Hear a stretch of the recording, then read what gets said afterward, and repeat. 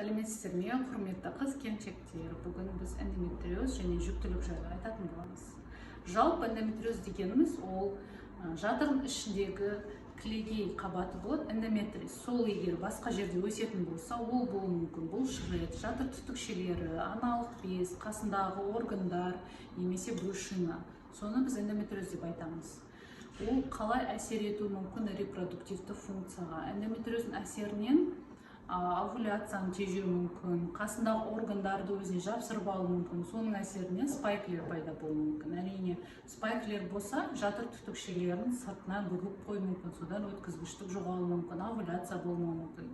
Егер аналық безінде эндометриоз болатын болса, ол уақыт өте келе кистаға айналып, аналық ұрықтың өзінің запасын тығыздап ығыстырып жіберуі мүмкін. Содан аналық ұрық авариялды хор төмендеуі мүмкін.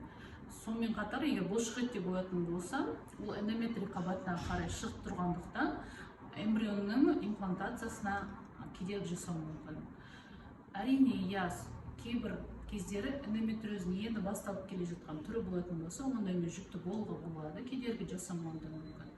Сондықтан бұл жерде бір эндометриоз емес, басқа да себептерді іздеу керек жүктілік егер болмай жатса. Ауырмаңыздар, уақытылы дәрігерге көрініңіздер. Сұрақтарыңыз болса қойып кетіңіздер.